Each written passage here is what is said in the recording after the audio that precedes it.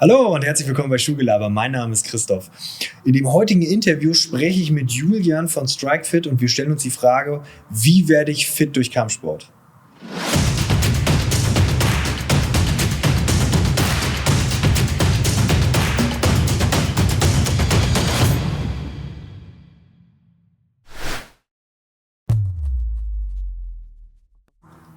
Ja, herzlich willkommen bei Schuhgelaber, Julian. Vielen Dank, dass wir hier in den heiligen Hallen sein können. Einfach so transparent, wir haben hier hinten dran eine Autobahn und wenn wir da immer mal wieder Geräusche hören, dass die Leute Bescheid wissen. Wer bist du? Stell dich doch einfach mal vor. Ja, herzlich willkommen bei StrikeFit. Ich bin der Julian, ich bin der Inhaber von StrikeFit. StrikeFit ist eine Kampfsportschule mit dem Schwerpunkt Selbstverteidigung, Kickboxen, Thai-Boxen, BJJ und Fitnessboxen. Das ist so unser Portfolio. Ich bin selbst Sportstudent oder ich habe Sportwissenschaften studiert, bin dann Personal Trainer geworden nach dem Sportstudium, war 1,5 Jahre auf Mallorca. Was hast du da gemacht? Hab gearbeitet dort als Trainer. Ja. Braun gebrannt? Natürlich. Ja. Und bin dann irgendwann zurückgekommen, habe dann in verschiedenen Fitnessstudios gearbeitet und habe langsam dann angefangen mit Krav Maga Kursen und aus diesem Kurs ist diese Kampfsportschule quasi entstanden. Kannst du mir mal erklären, was Krav Maga ist und dieses BJJ? Ja, danke schön. Also Krav Maga bedeutet Kontaktkampf auf Hebräisch, ist quasi eine israelische Selbstverteidigung. Kommt es von diesem Geheimdienst? Ja, munkelt man. Ja, der trainiert es auf jeden Fall auch. Okay. Genau. Ja, ist ein bisschen anders entstanden, aber genau. Das wird von vielen Spezialeinheiten einfach trainiert. Das ist einfach eine effektive Art der Selbstverteidigung oder des Nahkampfs. Ja. Und es gibt verschiedene Bereiche. Was wir hier trainieren, ist eben hauptsächlich zivile Anwendung, so dass jemand ganz Normales, der einen Bürojob hat, davon auch einen Mehrwert hat in seinem täglichen Leben, eben den Selbstschutz.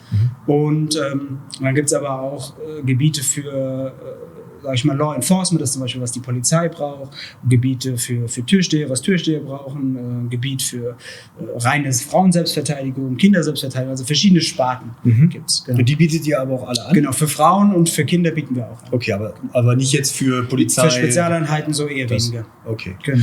Und das BJJ heißt einfach Brazilian Jiu-Jitsu. Ah, okay. Und das ist im Prinzip Bodenkampf, Grappling, sagen manche auch. Ah, okay. Genau. Wo es dann eventuell, wenn man nicht aufpasst, die Blumenkohle angibt. Genau, ja. Zum Beispiel. Ja, kennt sich aus. Ja, okay. Ich hab mal sehr lange, bis zu meinem 18. Lebensjahr, selber Judo gemacht, ja, bis der Kreuzbandriss dafür gesorgt hat, dass ich aufhören musste. Also von daher, da gibt's beim auch Judo hast du dich verletzt? Genau, beim Kampf. Also ich lag, aber ein Teil meines Beines stand noch und hat einfach nur Peng gemacht und war das Kreuzband durch. Und dann war auch eigentlich Judo-Karriere vorbei. Ja.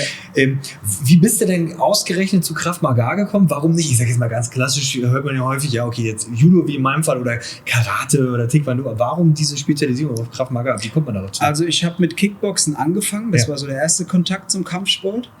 Und habe mich aber immer dafür interessiert, was kann man gebrauchen in realistischen Situationen. Sprich, im Kickboxen ist es ja ein Wettkampf, 1 gegen 1 und es sind nur Tritte und Schläge erlaubt. Aber wenn ich jetzt in eine Situation komme auf der Straße, oder überfallen werde, whatever, dann ist ja alles erlaubt. Und ich weiß gar nicht, was auf mich wartet. Es kann auch sein, dass der Angreifer so ein Messer hat oder eine Waffe. Ja. Und das hat mich interessiert. Gibt es dafür Lösungen? Und die findet man halt im Kampfsport eher weniger. Die findet man in spezialisierten Systemen der Selbstverteidigung. Davon ist Krav Maga 1. Was aber nicht heißt, dass wir da keine Kampfsportelemente drin haben, sondern Krav Maga ist ja ein zusammengesetztes System, das Tritte, Schläge aus verschiedenen Kampfsportarten, Hebel zusammensetzt und dann als ein System eben. Ja. Okay. 2 Sachen würde mich da noch gerne interessieren. Gab es einen Auslöser dafür, dass du gesagt hast, hier, ich will lernen, wie ich mich selbst verteidige? Ja? Eigentlich nicht. Nee? Einfach nur Interesse halber? Ich habe mich schon immer dafür interessiert. Und Neugier. Okay, bist nicht überfallen worden und hast gesagt, jetzt will ich mal. Okay. Wird Krav Maga auch als Sportart, dass man sagt, okay, wir haben jetzt den Krav Maga Wettkampf oder ist das reine, okay, wir treffen uns bei spezialisierten Trainern, die das anbieten können, kann wahrscheinlich auch nicht jeder. Ja, kann man ja hier dann hervorragend machen, dass man dann lernt, okay, hier lerne ich mich zu verteidigen. Es gibt keine sportlichen Wettkämpfe im Sinne von Turnier und einem Kampf 1 gegen 1, aber es gibt Tests, Levelprüfungen, wie eine Karateprüfung, wo man dann einen gewissen Wissensstand abfragt und dann ein nächstes Level erreichen kann. Also wie ein Gürtel beim Judo genau, oder so Karate. Exakt, genau. Okay. Welches Welchen Wissensstand hast du da sozusagen? Gibt es da was wie Altmeister? Keine Ahnung. Ja, Altmeister gibt es, Expert gibt es, ja verschiedene. Mein Status ist so Graduate 3, das war jetzt die letzte Prüfung, die ich gemacht habe. Und dann gibt es noch 2 bis zum Meister. Ach krass. Wer nimmt dir das ab, wenn du da so... Eigentlich musst du nach Israel. Echt? Genau. Und ach krass. Das ist ja nicht schlecht. Genau. Lass uns mal, du hast ja vorhin das schon gesagt, StrikeFit, lass uns da mal ein bisschen genauer darauf eingehen. Erstmal allgemein, was ist für dich Fitness? Was ist für mich Fitness? Fitness ist Wohlbefinden in meinem Körper. Verletzungsfrei, krankheitsfrei, so eine gewisse Ausdauer, um Hürden im Alltag gut zu meistern. Also zum Beispiel, wir sind ja hier im 3. Stock, habt ihr vielleicht gemerkt, musstet auch Kissen hochtragen. Dass ich das kann, ohne danach ein Sauerstoffzelt zu brauchen, das ist auch schon Fitness für mich. Ja. Okay, also ist das auch der Grund, warum man da vielleicht den Fokus im Bereich Fitness in den letzten Jahren so stark gesehen hat, weil unsere Gesellschaft wird ja eher bewegungsarmer. Merkst du das auch, dass die Leute hier mehr herkommen und andere Arten des Fitnessstudios suchen? Ich glaube, es gibt 2 Gründe, warum jemand hierher kommt.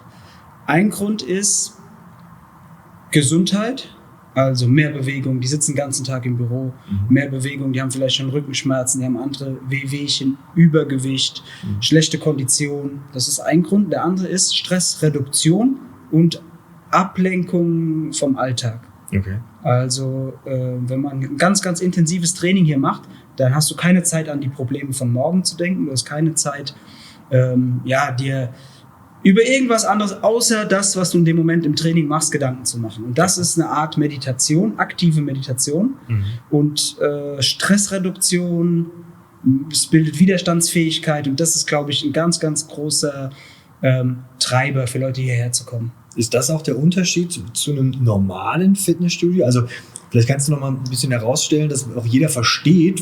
Ich meine, man sieht es ja im Hintergrund, hier sieht man keine Geräte, man sieht Boxsäcke, also man sieht eine riesen Trainingsfläche und trotzdem sagst du, es ist eine Art Fitnessstudio. Also was unterscheidet dich da? Genau, wir haben keine Geräte, sondern wir haben Gruppentrainings, deswegen brauchen wir eine große Fläche. Also wir haben Gruppenstärken 10, 15, 20 Leute in einem Kurs, ein Trainer oder 2 Trainer, die Leute betreuen. Und anders als im Fitnessstudio kommst du nicht nach 8 Stunden im Büro sitzen in einen Raum und setzt dich wieder. Stimmt. Du sitzt, läufst 3 Meter, sitzt wieder. Sondern du bewegst dich hier. Du bewegst dich auf vielfältige Art und Weise, benutzt den ganzen Körper so, wie er eigentlich geschaffen wurde. Du springst, du rennst, du trittst, du schlägst natürlich in unserem Fall und machst halt ganzheitliche Bewegungen, wo du alle Muskeln brauchst. Und im Fitnessstudio ist es ja meistens so, dass du für eine Muskelgruppe oder Synergisten nennt man das, also für Muskeln, die zusammenwirken, ein Gerät hast. Dann gehst du zum nächsten Gerät. Das ist ja relativ isoliert. Das sind keine ganzheitlichen Bewegungen. Was wir ja im Alltag eigentlich nicht machen. Genau, so das ist im Alltag eigentlich nicht gefordert, sondern du hast ja immer ein Zusammenspiel. Okay. Wie kann ich mir das hier vorstellen? Also du hast ja gesagt, habt ihr hauptsächlich Gruppentrainings oder auch Einzelsessions? Als wir hier hergekommen sind, aufgebaut haben, war gerade ein deutscher Meister im Thai-Boxen, der gerade ein 1:1 Training mit jemandem gemacht hat. Genau. Wie häufig kommt das vor, so 1:1, oder sind das eher Gruppentrainings? Ja? Also der Schwerpunkt ist im Gruppentraining, ganz klar. Wie groß sind die Gruppen? Ja, 10, 15, 20 Leute ungefähr. So variiert. Wir haben auch Personal Training im Angebot, aber unser Schwerpunkt ist ganz klar der Gruppenkurs.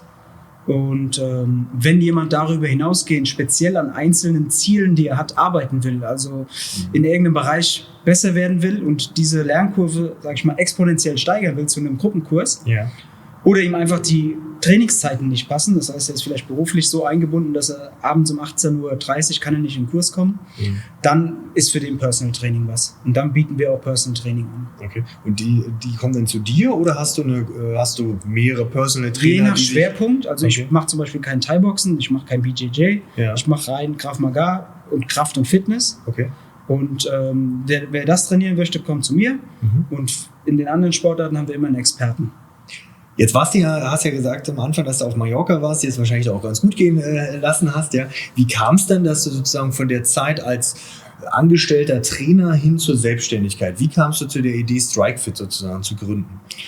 Ein Problem, das viele Personal Trainer haben, ist die Unkalkulierbarkeit des Einkommens oder des Cashflows. Du hast einen Kunden, der sehr, sehr viel von deinem Monatsumsatz ausmacht. Ja. So, und jetzt ist der einen Monat krank, der ist vielleicht 6 Wochen im Urlaub, vielleicht hat er auch keinen Bock, fällt weg. Das heißt, du hast einen Umsatzeinbruch, den du nicht kalkuliert hast. Ja. Und diese Unkalkulierbarkeit, die ging mir schon immer auf die Nerven.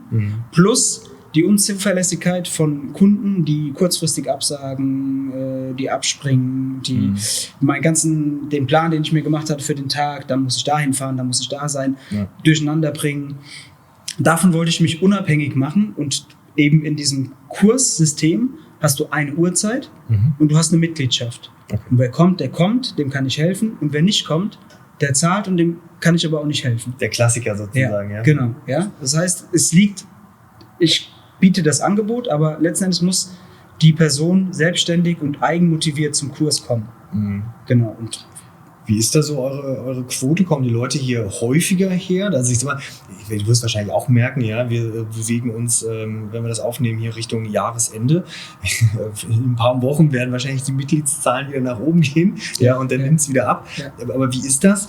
Kommen die Leute trotzdem kontinuierlicher über das Jahr verteilt? Weil so diese Gruppendynamik ist, es ist nicht dieses, jetzt muss ich mich hier hinsetzen und nochmal was, sondern dieses Gruppenfeeling. Das ist so. Es gibt auch Statistiken, die das ganz klar zeigen. Ein Kursraum in einem normalen Fitnessstudio ist immer der Retention-Treiber. Retention bedeutet, wie oft kommt jemand wieder ins Training. Und ein Kurs bindet die Leute. Und das merke ich hier. Das ist eine Community, die Leute kommen, die verabreden sich. Kommst du morgen, kommst du übermorgen, wann kommst du das nächste Mal? Das heißt, du hast mehr Verbindlichkeiten, Gruppendynamik, du hast einfach mehr Spaß. Geh mal in ein Fitnessstudio und guck in die Gesichter. Und wie viel Spaß siehst du in den Gesichtern, wenn die an den Maschinen sitzen? Die meisten haben sowieso ihre Musik. Ich sehe wenige, die da lachen. Ja, so, und das hast du in einem Kurs nicht. Im Kurs hast du immer, klar, es ist hart, es ist anstrengend, aber du hast immer Spaß. Okay. Und das ist das, was die Leute einfach wiederkommen lässt. Die Quote, also die Retention-Quote, die Leute, die wiederkommen, ist viel, viel höher in einem Kursstudio wie in einem normalen Studio. Im normalen Studio rechnest du 1/3 ist aktiv, 2/3 passiv. Krass. Und hier würde ich sagen, ist 50-50. Du hast auch Leute, die natürlich eine Mitgliedschaft machen, wenig kommen, aber die meisten nutzen das schon. Okay. Und du hattest vorhin gesagt, ja, dass ja auch so, sag ich jetzt mal, Abnehmen, Gesundheit, guckt ihr da speziell nochmal drauf? Also ich sage jetzt mal, wirklich jemand mit einem hohen Übergewicht vielleicht da ist ja das Ganzkörpertraining mit einem eigenen Körpergewicht, was ja sowieso wahrscheinlich schon die ganze Zeit mit sich ja umherschleppt, ja schon sehr sinnvoll. Aber wenn ich mir dann vorstelle, okay, jetzt gehen wir hier mal in Schläge rein etc., dann müsst ihr ja schon gucken, wie habt ihr das da? Habt ihr da speziellere Sachen? Ja, also ich kläre vorher ab, sind die Leute sportgesund, was liegt vor, liegt eine Verletzung vor, wie bei dir ein Kreuzbandriss, da würde ich jetzt dann, wenn es akut ist, natürlich erstmal keine Kicks machen, weil ich genau immer über das Standbein drehen muss. Oder ich muss natürlich mich ein bisschen auf die Einschätzung der Leute auch, die kommen hierher und fühlen sich gesund, dann können die auch trainieren. Ich verlange kein sportliches Attest oder so, aber wenn jemand eine Verletzung hat, dann gehen wir da natürlich drauf ein. Dann macht er entweder Ausweichübungen, Ersatzübungen oder ich gebe ihm Übungen an die Hand, die er zu Hause machen kann, damit es besser wird. Schulterverletzungen hat man oft, dass man dann versucht, ihm 1-2 Übungen für zu Hause mitzugeben, weil ich will, dass die Leute wiederkommen und dass sie gesund bleiben. Ja. Im besten Falle gesünder nach unserem Training wie ohne unser Training. Okay. Ich würde mal gerne noch ein bisschen tiefer in sozusagen deine Zeit der Selbstständigkeit, StrikeFit reingehen. Wenn man jetzt ein bisschen guckt, also mir würde jetzt, wir sind jetzt hier an der Grenze, wir sind noch in Offenbach, aber Grenze Frankfurt, auf der anderen Straßenseite haben wir Frankfurt schon fast. Wie sind da so Konkurrenten? Ja, gibt es massigweise Angebote? Ich meine, Fitnessstudios gibt es, an jeder Straßenecke. Ja. Ich sage immer Mitbewerber und nicht Konkurrenten. Sehr gut. Mitbewerber. Es gibt natürlich Angebote in Frankfurt, es gibt viele, aber ich denke, die Nachfrage ist genügend da. Das heißt, es ist ein Pool an Menschen, die Kampfsport, Selbstverteidigung trainieren möchten. Und da ist für jeden genug übrig. Also jede Kampfsportbetreiber, jede Kampfsportschule hat potenziell so viele Kunden in Frankfurt und in Offenbach, dass da genug ist, dass da keiner vom anderen was abgucken muss. Und dann entscheidet letzten Endes der Kunde, für welches Angebot er sich entscheidet oder was für ein Angebot er ansprechend findet. Ja. Bedeutet, wie ist das Marketing der jeweiligen Schule, was für ein Publikum ist da, was für Trainingszeiten, was für ein Angebot gibt es. Und dann bist du der Kunde, du entscheidest frei, jeder oder viele, die kommen, die sagen mir, ja, ich war vorher da. Ja. Und letzten Endes habe ich mich hierfür entschieden. Aber wahrscheinlich gibt es genauso viele, die waren hier und haben sich aber für was anderes entschieden. Und so gibt es ja für jeden Bedarf quasi ein gutes Angebot. Also denke ich, man braucht da nicht neidisch auf andere sein oder da so in Konkurrenzthemen denken. Ja, zumal ihr im Vergleich zu der Masse an Geräte-Fitnessstudios grenzt ihr euch ja schon sehr, sehr stark ab. Ich würde noch gerne mal wissen, dieses Krav Maga, zieht das stark die Leute an? Weil es ja schon, klar, Kickboxen hört man immer wieder, ja, aber Karate, klar, aber Krav Maga würden jetzt nicht so viele Studios einfallen oder Trainer. Ist das schon etwas, was so ein Alleinstellungsmerkmal ist? Ja, es ist ein Alleinstellungsmerkmal. Man könnte auch sagen, es ist eine Nische.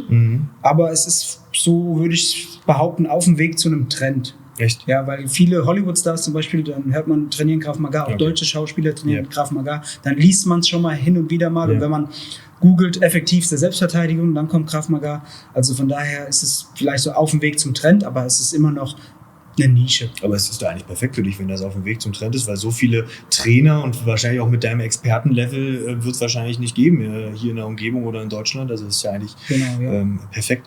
Wie sieht denn das aus, wenn wir jetzt ich würde gerne mal Richtung Konkurrenz, und ich glaube, dass es tatsächlich durchaus auch eine Konkurrenz ist, weil sie auch immer wieder solche Sachen anbieten, so Online-Tools, dass ich jetzt sage, pass auf, hier merkt man das, dass man, Corona hat euch ja sicher, oder hat dir sicherlich auch ordentlich zugesetzt, können wir gleich nochmal drauf zu sprechen kommen, aber diese Online-Tools, Apple Fitness, bieten ja alles Mögliche an, merkt man das, oder ist das so einfach nur noch ein zusätzlicher Arbeit bei den Kunden? Könntest du dir vorstellen, Judo online zu trainieren? Nee, tatsächlich überhaupt nicht. Das ist eine sehr gute Antwort auf meine Frage. Das ist die Sache. Also ich glaube, wir haben Glück und sind in einem Bereich, egal ob es jetzt Widerstandstraining ist, das heißt also Krafttraining klassisches, oder Kampfsporttraining, wo du einfach die physische Präsenz brauchst. Du brauchst Gegenpart. Man braucht irgendwie einen Gegenpart und man braucht auch vielleicht ein Stück weit die Atmosphäre. Ja. Ein Boxsack gibt es auch noch nicht digital. Ich glaube, selbst wenn es Metaverse richtig, richtig gut wird, kann es nicht ein Kampfsporttraining vor Ort ersetzen. Was aber nicht heißt, dass es nicht Komplementärangebote gibt.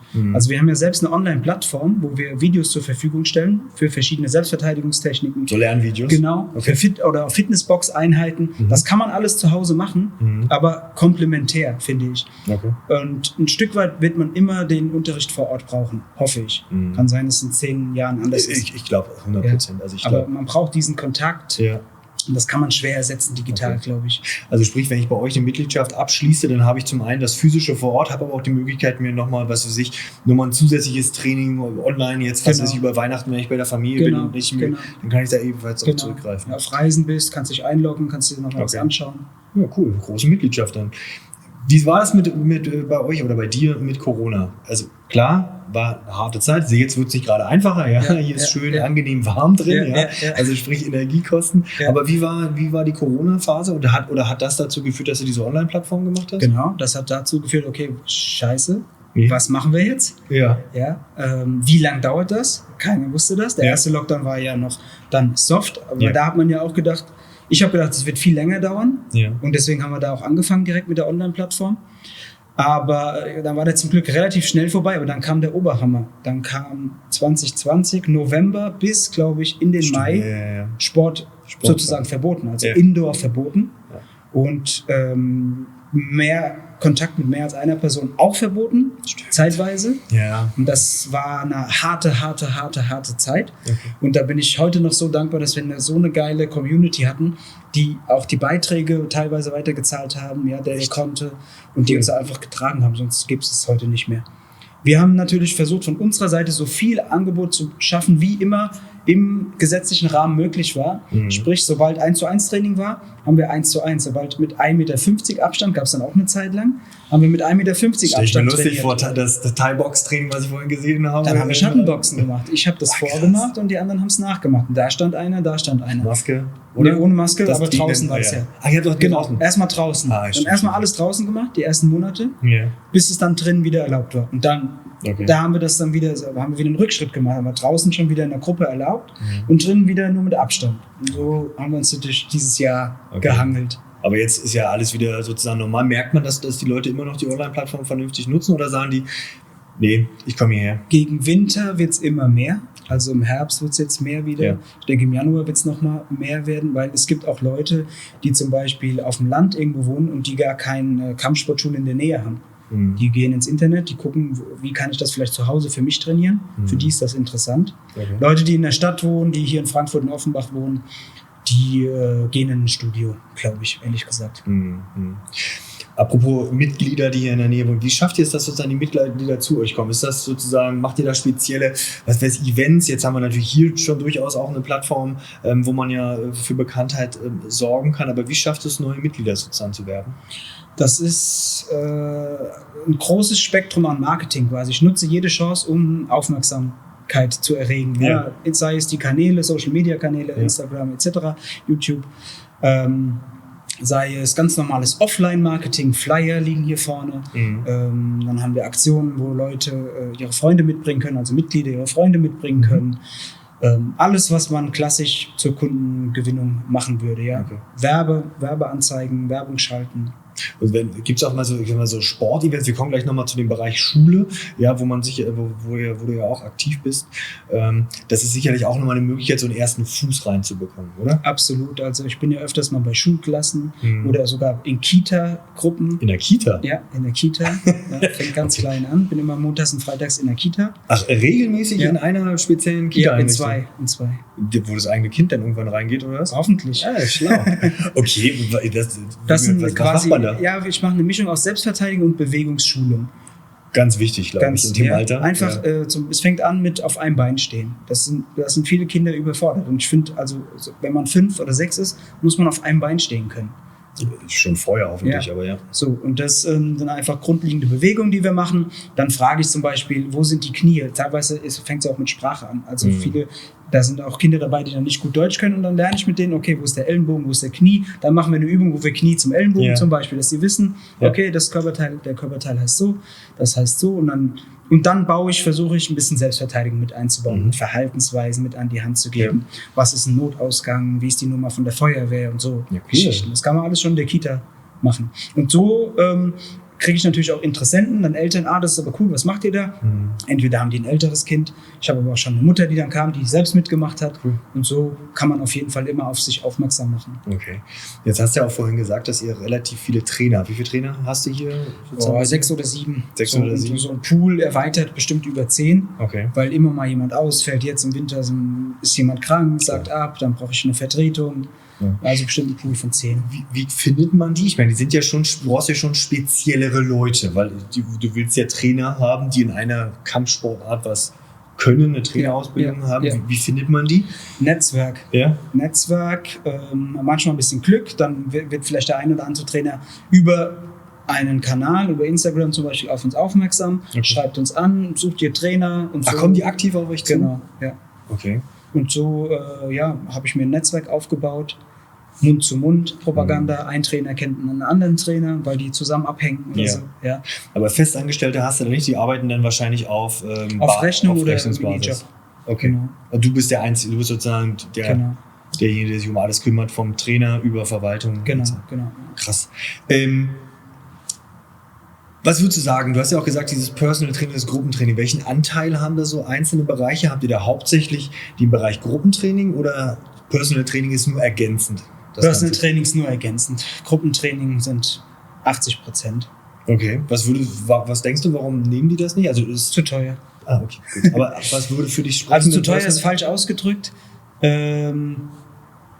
den Leuten wahrscheinlich nicht wert, oder? Das glaube ich schon, aber es ist natürlich, es ist schon kostspielig, sage ich mal. Ja, natürlich, ich meine, du boostest einen Menschen. Genau, für eine Stunde und man muss das nicht so sehen, dass ich buche nicht die Zeit von dem, sondern ich buche die 10, 15 Jahre Ausbildung, die er vorher schon gemacht hat. Ja?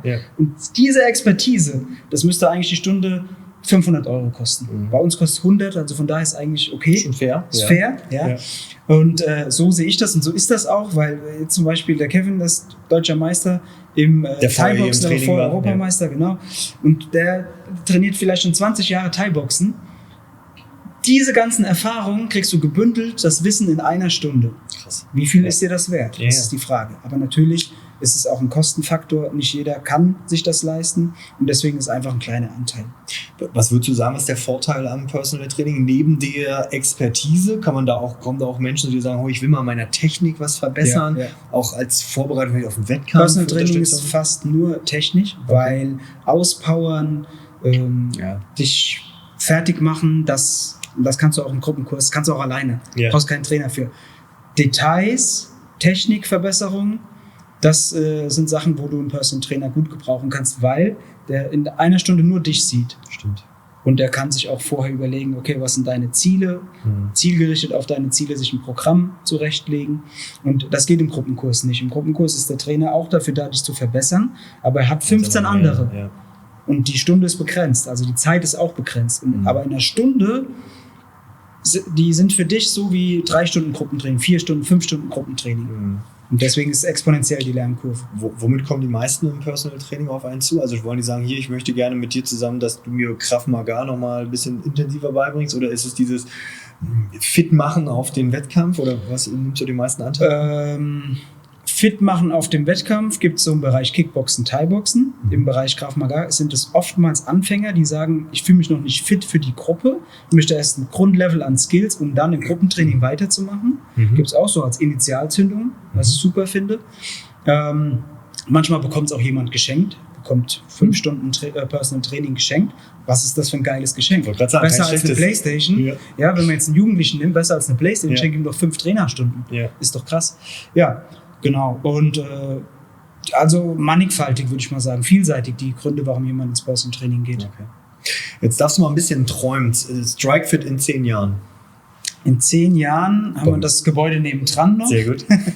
In 10 Jahren hoffe ich, dass es Strikefit noch gibt, aber es wird es noch geben. Hoffe, dass wir eine gute Mischung aus Offline- und digitalen Online-Angeboten haben, dass sich das schön vereint, weil das wird immer mehr kommen, aber da hoffe ich, dass wir da diesen Split gut hinbekommen. Eine eigene Trainerausbildung ist sowas, was ich mir vorstelle, jetzt schon fürs nächste Jahr. Dass du andere ausbildest? Genau, Trainerausbildung, weil wir ständig auch auf der Suche sind nach neuen Trainern, ständig das Programm erweitern. Also stetige Evolution, das ist eigentlich das Ziel. Das Ziel ist jetzt nicht, dass man sagt, hier, ich möchte jetzt noch mehrere Standorte haben, sondern erstmal keep it simple, wir bleiben hier erstmal an dem Standort. Genau, es ist nichts ausgeschlossen, aber erstmal ist jetzt der Fokus fürs nächste Jahr definitiv hier drauf. Was es geben wird, ist so eine Krav Maga Trainerausbildung mit Lizenz. Das bedeutet, wenn du zum Beispiel in Kassel wohnst und würdest gerne Krav Maga Trainer sein, dann kannst du bei uns eine Ausbildung machen und kannst dann dort auch unter unserer Lizenz Krav Maga Training anbieten. Das ist jetzt heute der nächste Step. Okay, bin ich mir sicher, dass du die Ziele wahrscheinlich erreichen wirst. Ich würde gerne nochmal auf den Bereich Schule eingehen. Jetzt, wenn man sich so Studien anschaut, wird ja die Bewegungszeit immer geringer. Man sagt ja so, okay, hier zwischen 45, 60 Minuten wird ja laut Weltgesundheitsorganisation empfohlen. Die wenigsten Kids erreichen das. Da sind so Studien so 15%. Ich könnte mir vorstellen, dass die Dunkelziffer